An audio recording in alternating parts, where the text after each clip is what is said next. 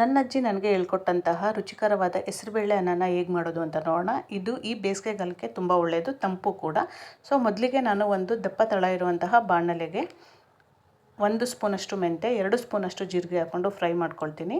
ಹಾಗೆ ನಾನು ಇದಕ್ಕೆ ಗುಂಟೂರು ಮತ್ತು ಬ್ಯಾಡಗಿ ಮೆಣಸಿಕಾಯಿ 4ರಂತೆ ಹಾಕ್ಕೊಂಡು ಅದನ್ನು ಕೂಡ ನೀಟಾಗಿ ಫ್ರೈ ಮಾಡಿಕೊಂಡು ಮಿಕ್ಸಿ ಜಾರ್ನಲ್ಲಿ ಪುಡಿ ಮಾಡಿ ಎತ್ತಿಟ್ಕೊಳ್ಳೋಣ. ಈಗ ಅದೇ ಬಾಣಲಿಗೆ 1 ಲೋಟದಷ್ಟು ಮೂಂಗ್ ದಾಲ್ ಅಂದರೆ ಹೆಸರುಬೇಳೆನ ತೊಗೊಂಡು ಹುರ್ಕೊಂಡು ಮತ್ತು 2 ಲೋಟದಷ್ಟು ಅಕ್ಕಿ ತೊಗೊಂಡು ಅದನ್ನು ಕೂಡ ನೀಟಾಗಿ ಫ್ರೈ ಮಾಡ್ಕೊಳ್ತೀನಿ ಬೆಚ್ಚಗೆ.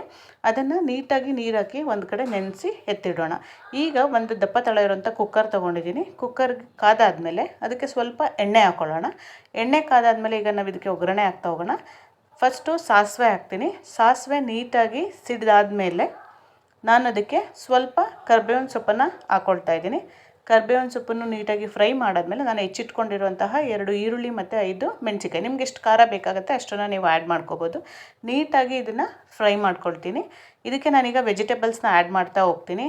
ಕ್ಯಾರೆಟ್, ಬೀನ್ಸ್, ನವಿಲುಕೋಸು, ಆಲೂಗೆಡ್ಡೆ ಮತ್ತು ಸಬ್ಸಿಗೆ ಸೊಪ್ಪು. ಇಲ್ಲಿ ಮೇಯ್ನು ನಾನು ಬದನೆಕಾಯಿ ಮತ್ತು ಸಬ್ಸಿಗೆ ಸೊಪ್ಪು ಇದಕ್ಕೆ ತುಂಬ ಟೇಸ್ಟ್ ಕೊಡುತ್ತೆ.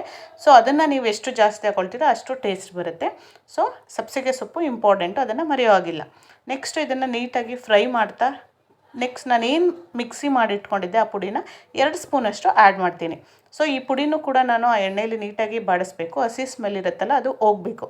ಅದಾದಮೇಲೆ ನಾನು ಎಷ್ಟು ಅಕ್ಕಿ ತೊಗೊಂಡಿದ್ದೆ, ಹೆಸರುಬೇಳೆ ತೊಗೊಂಡಿದ್ದೆ, ಈಗ 4 ಲೋಟ 2 ಮಿಕ್ಸ್ ಮಾಡಿ ತೊಗೊಂಡಿದ್ದೀನಿ ಅಂದರೆ 8 ಲೋಟದಷ್ಟು ನೀರನ್ನು ಆ್ಯಡ್ ಮಾಡ್ಕೊಳ್ತಿದ್ದೀನಿ. 1:1 ರೇಷಿಯೋ. 1 ಕಪ್ಪಷ್ಟು ತೆಂಗಿನ ತುರಿ ಹಾಕ್ಕೊಂಡಿದ್ದೀನಿ.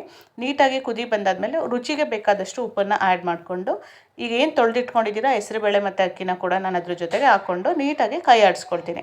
ನೀಟಾಗಿ ಒಂದು ಸ್ವಲ್ಪ ಕುದಿ ಬಂದಾದಮೇಲೆ ಈಗ ಇದು ನೀಟಾಗಿ ಕುದೀತಾ ಇದೆ. ಕುದ್ದಾದ್ಮೇಲೆ ಇದನ್ನು ನಾನೀಗ ಕ್ಯಾಪನ್ನು ಕ್ಲೋಸ್ ಮಾಡ್ತಾಯಿದ್ದೀನಿ. 1 ವಿಷಲ್ ಸಾಕು, ನೀಟಾಗಿ ಅದು ಬೆಂದೋಗುತ್ತೆ. 1 ವಿಷಲ್ ಅಷ್ಟು ಕೂಗಿಸ್ಕೊಂಡು ಈಗ ವೆಯ್ಟ್ ಬಂದಿದೆ.